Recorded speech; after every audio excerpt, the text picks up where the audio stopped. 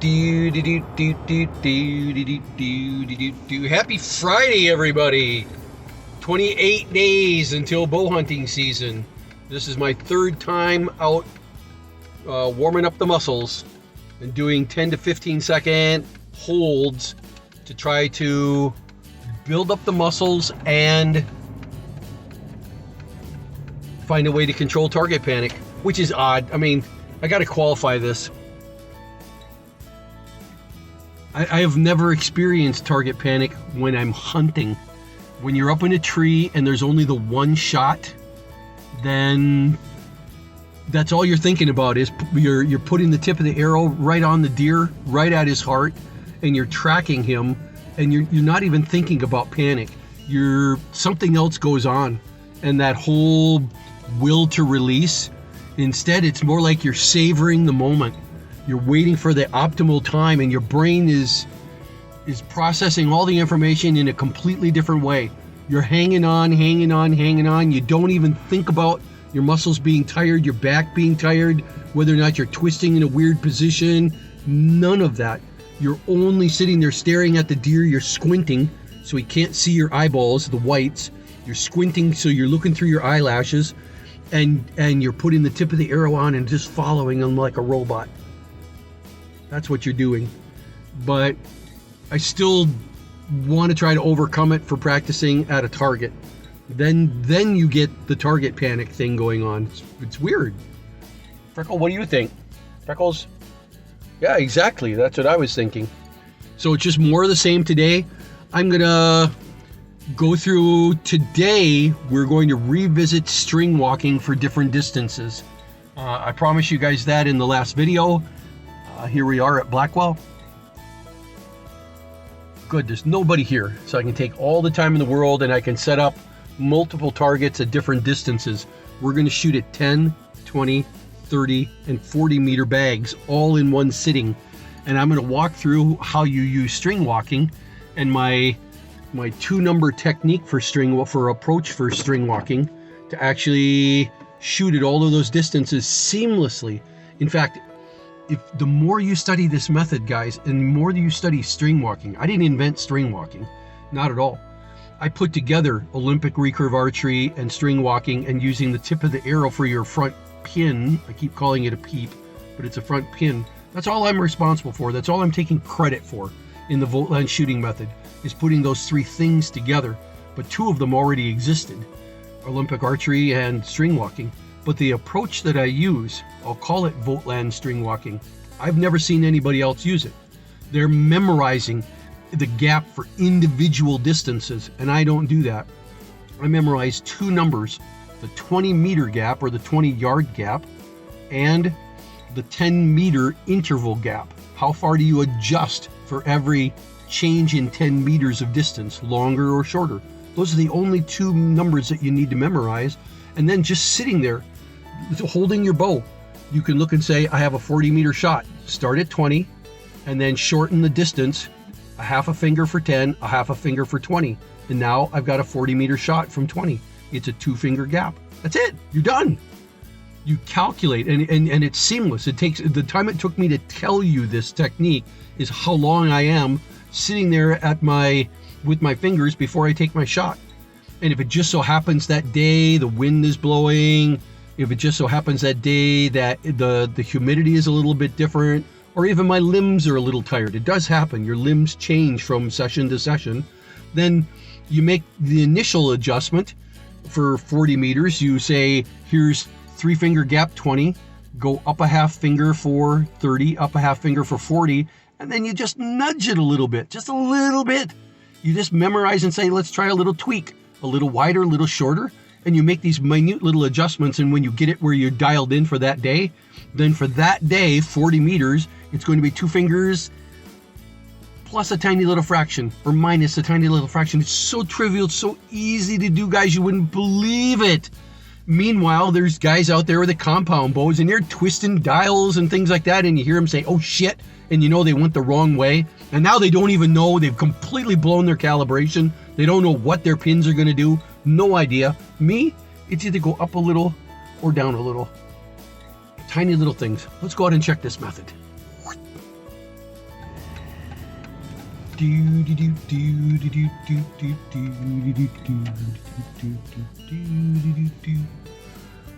Blackwell Forest Preserve, guys. I never get tired talking about how cool it is. The archery range over there. Blackwell Forest Preserve is in Warrenville, Illinois. About 40 miles, about 35, 34 miles west of Chicago on Butterfield Road. Straight west. You'll see if we zoom up here. Archery area, Urban Stream Research Center, Sand Pond, Silver Lake, Mount Hoy, family campground. I mean, it's got all kinds of goodies here for everybody. Archery range. Let's just drive down here and see what this looks like on a Thursday morning in September. Just pretty. I always manage to still have fish, even if it's just little sunfish right here. I think it's catch and release. They want you to put them back. There's always somebody there. There's got to only be about 2 feet of water in that whole pond. It's been a dry. We've had rain, but and the crops are going to be great, but the water table has dropped. Now here's the beginning of our archery range. We get to shoot at 100 yards. That's the 100-yard target that you see right there, but we've got a beginner's range that's completely enclosed. You can shoot only a 40-pound bow maximum. Let's drive around like this. So here's a range with targets.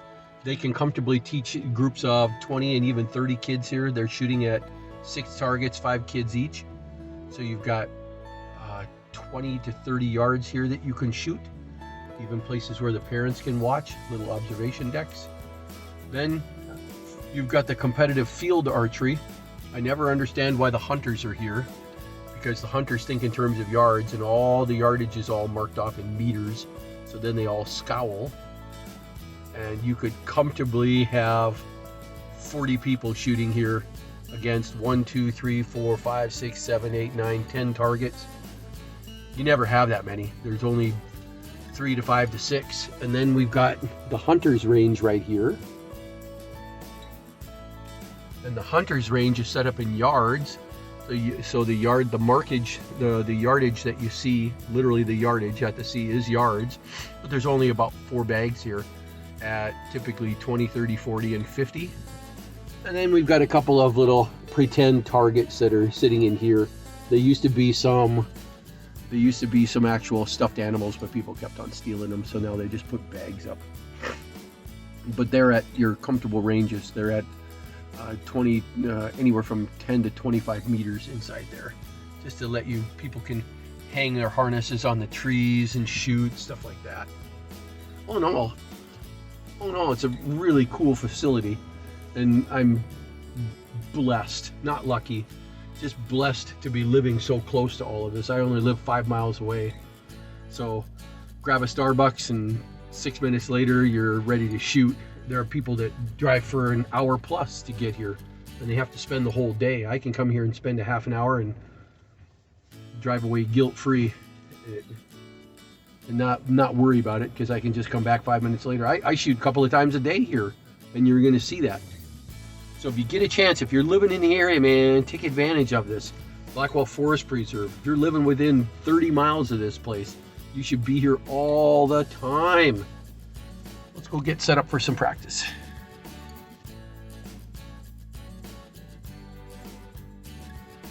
I want to get my kids into archery. Learn how to shoot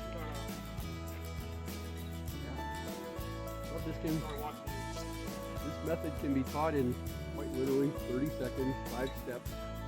It makes perfect sense. It lets you calculate ranges all the way out to, if I was over there, I'd be getting at least 2 out of 6 arrows on at 100 yards. Typically 3, typically 4, sometimes 5. It depends on the wind.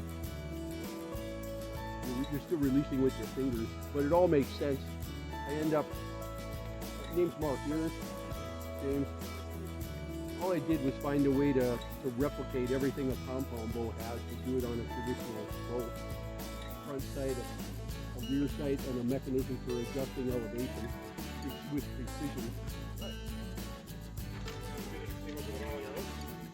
Yeah, I just realized that you could take a couple of different techniques. Olympic archery, they anchor underneath their chin and they have a front peep sight. But they anchor underneath their chin because by doing that, they can actually look with their eye right down the left edge of the string itself, and it becomes a virtual rear peep sight. It's not explicitly embedded in the line like yours is, but if you anchor the same place every single time, then that little spot that you look at on the left edge of the string, that's about as close as you're going to get to a virtual rear peep sight. If I use the tip of the arrow as my front pin, then there's a technique called string walking, where you adjust where you're actually drawing the bow compared to where the arrow is knocked. And instead of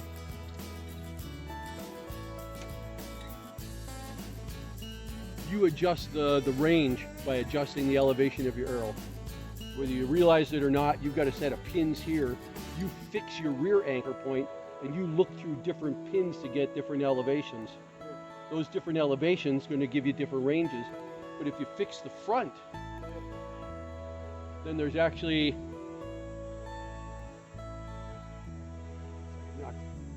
nothing to stop you from changing the elevation of the arrow by actually changing where you're anchoring on the back end. So if you can break that down to something that's easy to do, something that's easy to remember, and with this method, let's see if I'm rolling. Yeah, I'm rolling. With this method, you're changing the elevation from the rear with two numbers. One, what's your gap? The difference between the knocking point of the arrow and the drawing point of your finger. That gap determines the elevation. What's the gap for 20 meters? And what's the change in that gap in terms of your fingers for easy measuring? What's the change for a 10-meter change in distance? And for most people, it's about in the 40 to 50 pound range bow. It's about a 3-finger gap for 20 meters, for 20 yards. And it's about a half a finger difference for every 10 yards. So let's see if that works out. Here I am looking at 20 yards, and that 20-yard gap is 3 fingers. So the Voteland shooting method says, step number 1, 5 steps. Step number 1 is choose your gap. Step 2, draw back under your chin, not on your cheek. Step 3, look down the left edge of the string over the top of the arrow. Step 4, put the tip of the arrow right smack on that target. Not above, not below, not left, not right, no nonsense. Put it right smack on the center. And 5, small motion release. As small a motion release as you can, just like James's release over here. Dink, dink. It's that release that actually is what causes a lot of errors in traditional archery. So if you can keep that small, you can shoot with a high precision. James, what do you see over there? Is that a pretty good shot? Pretty awesome shot. It's outstanding. Your kids could do that.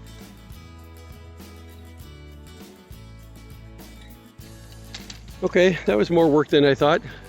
But there's 40 meters with this target face. And if we look over here, we see I got 3 more bags set up. Let's walk through where they are. This one is lined up with 30 meters. It actually needs to come forward a little bit. Now it's too far.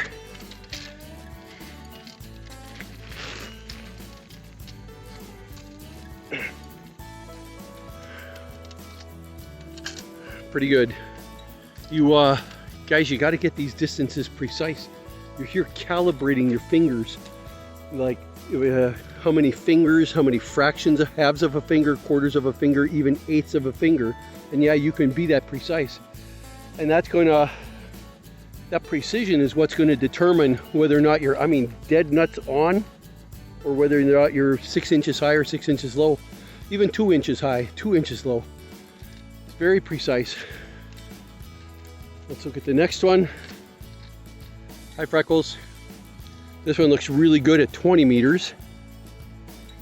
And lastly, 10 meters. Why would I do 10 meters?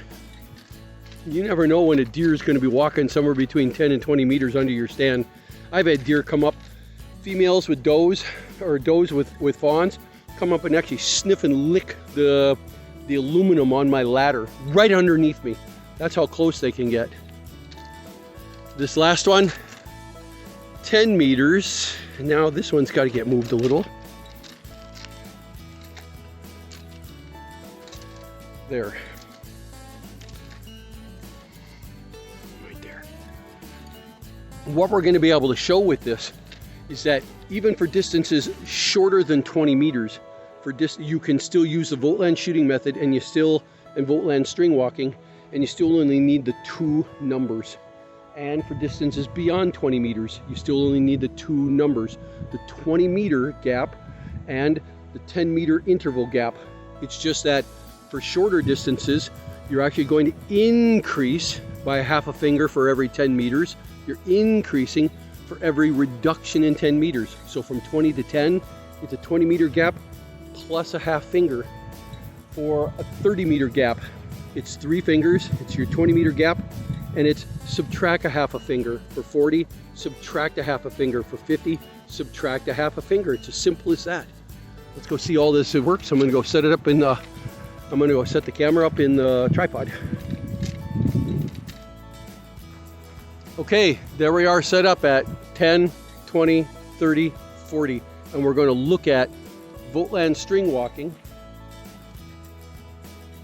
We're going to look at Voteland string walking and how, I got to adjust this a little bit. It's hard to look up at the camera.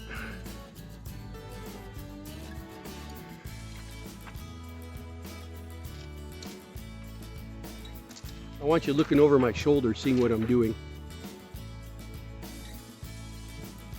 There, that should do it. We're going to see how knowing just those 2 numbers, your 20 meter gap, or if you want to think in yards, think yards. You'll be calibrated to yards. That means the distances you go and range find should be in yards. A 20 meter gap and then a 10 meter interval gap. So if we've been saying that in the Voteland shooting method,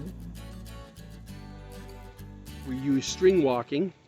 String walking is not anchoring it's not your drawing point is exactly in the same spot as the knocking point of the arrow, but you're actually going to walk that drawing point either farther down the string, and what you get is an arrow that points further and further down, so you figured out it's actually going to shoot shorter distances, or you're going to walk that drawing point up further.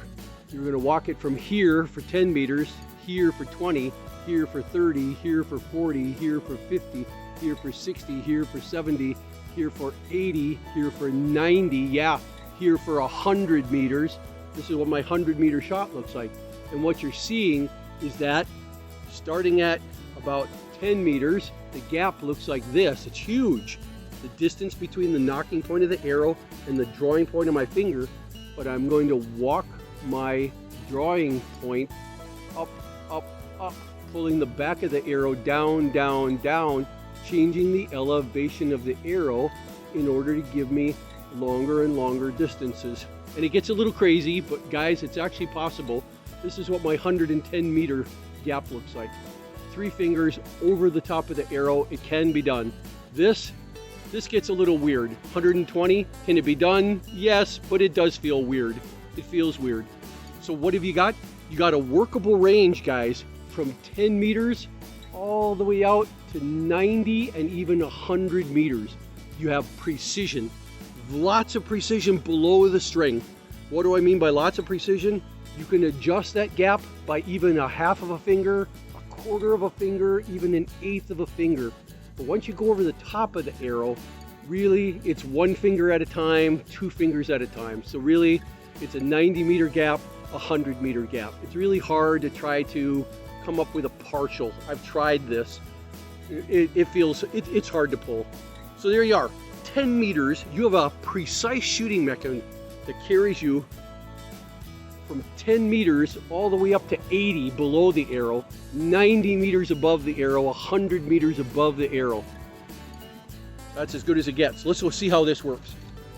Starting off with the 10 meter gap, starting off with the 10 meter distance, we are going to, 1, start with the 20 meter gap. That's 3 fingers. There's my gap. Then I'm going to ask myself, I need to go 10 meters shorter. That's a half a finger longer. I shift down a half a finger. So now I've got 3.5 fingers is my 10-meter gap. The rest of the Voteland shooting method goes like this. Choose your gap, step 1. Step 2, draw back under your chin. Step 3, look down the left edge of the string. Step 4, put the tip of the arrow right smack on your target. Step 5, small motion release. And there you see the Voteland shooting method and the Voteland string walking method gave you a gap with precision. I'm going to zoom in on that, guys. It's an absolute bullseye at 10 meters, right smack in a dime size shot. Without changing anything major, without changing anything on the bow, let's go see what it's like to shoot at 20 meters.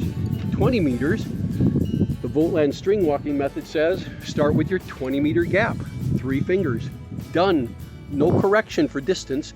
That is the 20-meter shot. Step 1, choose your gap. Step 2, draw back under your chin. Step 3, look down the left edge of the string. Step 4, put the tip of the arrow right smack on that green X. Step 5,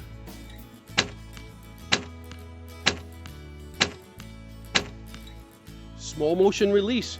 And you'll see the distance. I pulled a little bit to the left, who cares? The distance is perfect. 20-meter gap, I only needed that one number to remember. 3 fingers, it's such an easy number to remember. Not millimeters, not inches, there's nothing on my bow, there's nothing on my string, there's no ruler, it's my fingers. I carry that precision, I carry it literally in my pocket. It's available to me at any time I want it. On any bow I choose to shoot. The fingers come out, measure the gap, shoot. Let's go see what 30 meters looks like. 30 meters. This time we're going to need both numbers.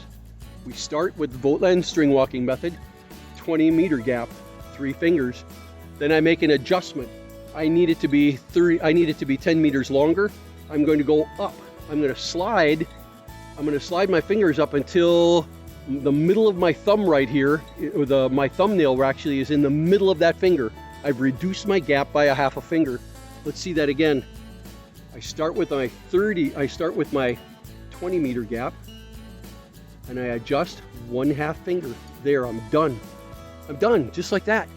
Up a half a finger, reducing that. What I'm doing is starting off with my 3-finger gap like this, and I'm pulling it shorter by a half a finger. The back of the arrow goes down, the front of the arrow goes up, and I get a longer distance. Let's try it. 30 meters. Start with 3 fingers. Reduce the gap by a half a finger. That's step 1. Select your gap. Step 2, draw back under your chin. Step 3, look down the left edge of the string. Step 4, put the tip of the arrow right on that little orange dot out there. Step 5, step 5, step 5, step 5, step 5. Small motion release. Dead center of the bag. Perfect distance. So now we've got 2 numbers we have to remember. A 20-meter gap, 3 fingers. A 10-meter interval gap, a half a finger. Can you remember that? 3 fingers and a half a finger? Can you remember that? If you can shoot with precision from 10 to 20 to 30 meters and anything in between if you needed to. You just have to make a tiny correction. You're just going to split that half finger into a quarter for 5 meters, into an eighth for 2 meters. Can you imagine how precise this can be? Next one, we got the 40-meter bag out there. Let me make sure I'm still recording. It'd be horrible if I had to do this all over again. I'm on a roll. All right, for a 40-meter gap, Voteland string walking. Step 1, start with the 20-meter gap, 3 fingers. Step 2, correct for the 20-meter gap, the 20-meter change I need. I need 20 meters. That's a half a finger reduction and another half a finger reduction. So I simply had to move up 1 whole finger. Now, if you guys are thinking, hey, Mark, isn't starting at 3 and moving up 1 the same as 2? Yes, it's exactly the same as going down 2 fingers. You can do that at the, however you arrive at your gap, however you calculate it, whichever way works is just fine by me. It's that simple. So let's shoot at the orange, at the bag way out there. 3-finger gap. I'm going to go right to 2 fingers, which is really down 3 and back up 1. Same difference. And let's go shoot at the 40-meter bag. Step 1, choose your gap. Step 2, draw back under your chin. Step 3, put down the left side of the string. Step 4, put the tip of the arrow on the center of the bag. Step 5,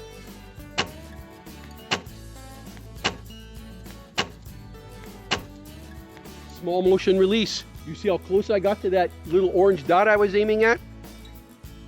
Maybe 2 inches high on the very first shot. No warm up, no Zen archer become one with the bag, become one with the arrow stuff. I put the tip of the arrow right smack on that yellow dot. And the only reason I wasn't that precise because you know what I'm like when I'm talking and shooting at the same time. Let's go get this first round of arrows. There's my 10-meter shot using Voteland Stringwalking. Is that good enough for you guys? Yeah, I think it is. Imagine being able to just plug something like that with so much confidence because you're putting the tip of the arrow right smack on the center of that dot. Bam! And then it goes there. One more sidebar. When I'm talking about the 10-meter and the bullseye, guys, what I want you to really understand is this. I had the tip of the arrow right smack on the center of that bullseye. Not up above it, not below it, not left, not right, not at some imaginary aiming point in order to get an impact point that's dead on. My aiming point is exactly the impact point, right on it. I get to watch the arrow go right into the bullseye, and so can you. Back to the video.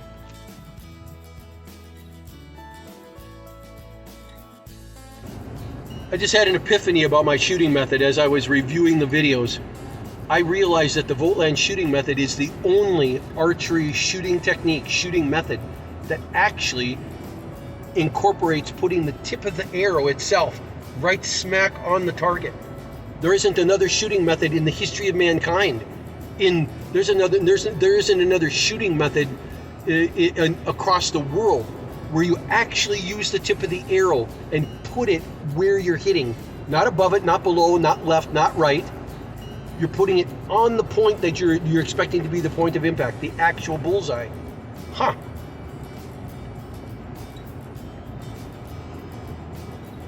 Got to make sure that I'm still filming.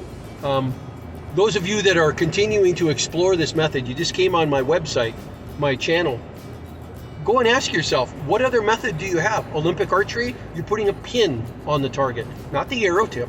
Compound archer, exact same thing. You got pins in the front, you're putting those on the target, not the arrow tip. So you never know from the moment of release, you cannot know where that arrow is going to go. In fact, a lot of times it's even hard for guys that are using a front pin to even pick up the arrow and catch it and know where it's going to go. How many times have we all heard somebody with a compound bow, hey, did you see that arrow? Oh God, I never have that problem with the Voteland shooting method. With the Voteland shooting method, I'm watching the tip of the arrow right from the very beginning, all the way into the target. I know from the moment of release, with a very high degree of certainty, whether or not I'm actually going to hit the target out at 100 yards with like 90% accuracy. I know from the moment of release because I'm already seeing the head of the arrow go. I know what it's supposed to look like. There isn't a shooting method out there that has that can make that same claim. Back to the video. Here's my 20-meter shot. Notice the distance is perfect. You know I was talking, so I pulled just a little bit to the left. Big deal. That deer's still going down. Same method, different distance. Let's go take a look at this one. I was aiming for the center of the bag because I couldn't make up my mind on which one. So the distance, perfect. Went maybe 2 inches to the right at 30 meters. Anybody got a problem with that? No. That deer's going down at 30 meters if you ever decide to take the shot. And lastly, here's 40 meters. I was aiming at that little orange dot in the center. The distance here, look how close I was. I was 1 inch from the top edge of that thing at 40 meters. 1 inch, and I haven't even warmed up yet. Haven't even warmed up. Did I pull a little bit to the right side? I told you, the most important part of this method, the part that you have to control, you can control the precision with a great deal of confidence, but you have to perfect a small motion release. You got to get warmed up. Let's go pull these arrows and shoot at 50 and see how that goes. Got other people at the range, so shooting at 50 we won't be able to do today. But you guys get the point. With Voteland string walking as a part of the Voteland shooting method, you end up with a brutally precise mechanism. A brutally precise mechanism to actually shoot with accuracy at any distance from 10, even 5 meters if you needed to. That's just one whole finger wider. It's a 4-finger gap instead of a 3-finger. But you can shoot from 5 meters all the way out to 50 easily. I shoot to 60, I shoot to 70, I shoot to 80 before I'm at the bottom of the arrow. And then you can shoot at 90, and then you got to watch out for the wind. But you can shoot, the important part I want to get you guys to understand is you can shoot any distance in between as well. Just by choosing something other than a 1/2-finger interval gap. If a 1/2-finger interval, the 10-meter interval gap is a 1/2 finger, then if you only go a 1/4 finger, what do you get? You get 5-meter changes, shorter or longer. If you can, and that's just a question of, let me show you what this looks like. Let me put this back up.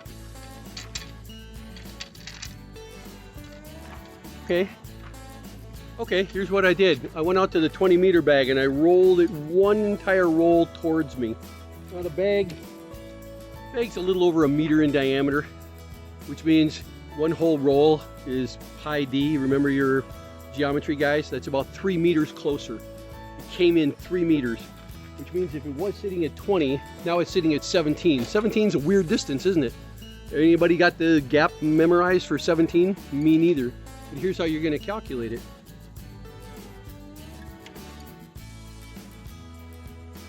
We're going to start, that's Freckles.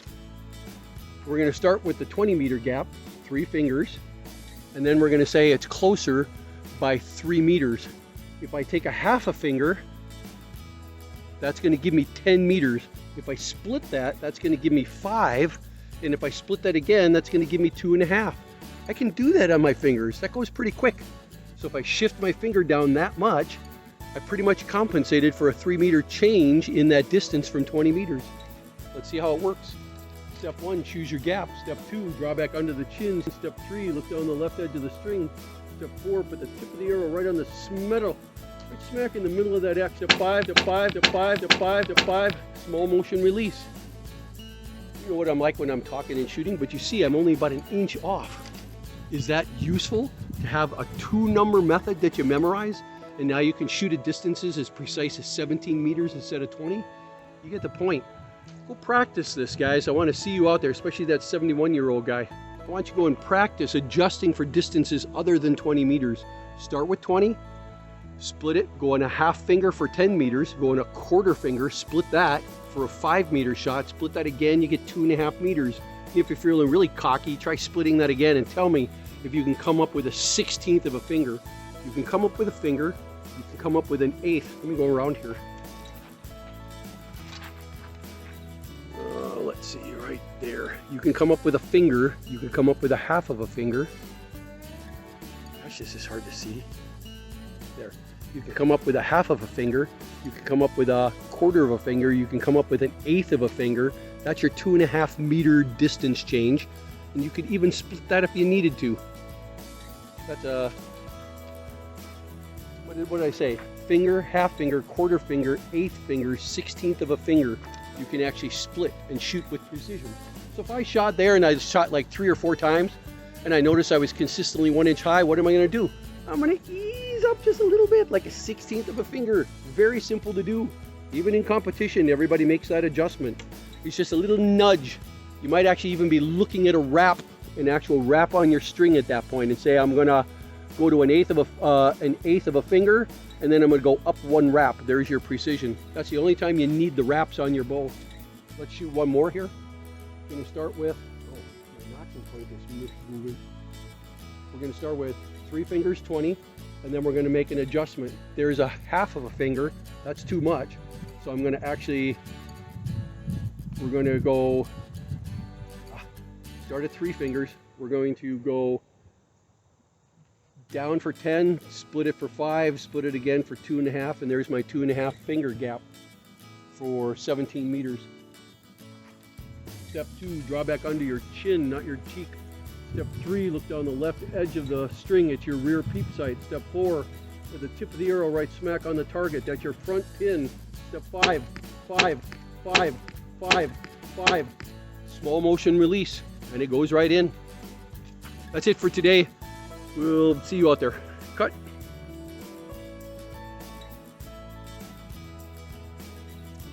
What else can we do? That green target over there. This is gonna be a little iffy, but I'll do my best. The black round target with the green on the center of it is 50 meters. Now I'm at a diagonal a little bit, so it's gonna be like 52. Let's go and try the Voteland shooting method out on it. Step 1, choose your gap, and that's a string walking method. Step 1 of the string walking method is start with a 20-meter gap, and I'm gonna reduce a half a finger for 10, a half a finger for 20, a half a finger for 30. I went from 20 to 50. It ends up being a 1.5 finger gap. Let's see how I do. Step 1, choose your gap. Step 2, draw back under your chin. Step 3, look down the left edge of the string. Step 4, put the tip of the arrow on the center of the target. Step 5, in the dust. I'm going to shoot another arrow. I'm not sure if you guys saw that, but that fletching, I actually had only 2 feathers on there. Let's do it one more time. All right, let's test this out. Cut. All right, let's test this out at 50. I'm going to go down 3. That's my 20-meter gap. Then I'm going to go up a half a finger for 30, up a half a finger for 40, up a half a finger for 50. And I'm actually going to go up a little bit more because I'm shooting at a diagonal. I'm not really 50 meters away. I'm like 53. So there's my gap for a 53-meter shot. Step 2, draw back under your chin. Step 3, look down the left side of the string. Step 4, put the tip of the arrow on the center of the target. Step 5, shot over the top. We're going to do this again. Let me go get my arrows. Cut! Outtake!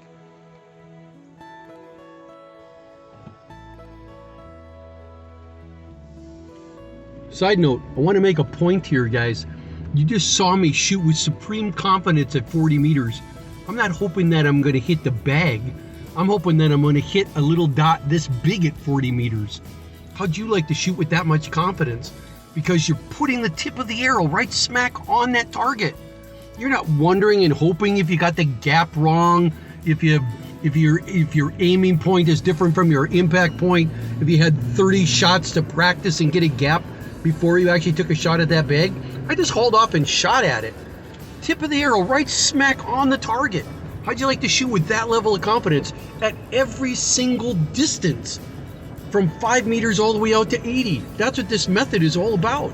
That kind of confidence. I'm not worried about if I'm going to hit the bag. Of course I'm going to hit the bag. I'm worried about whether or not I'm going to hit a little itty bitty piece of tape. That level of confidence, because the shooting method makes sense. It's not magical. It doesn't require Zen. It's just some calculations that you do on the fly that are simple. A second grader can do this, and regularly they do when they show up at the range. Back to the video.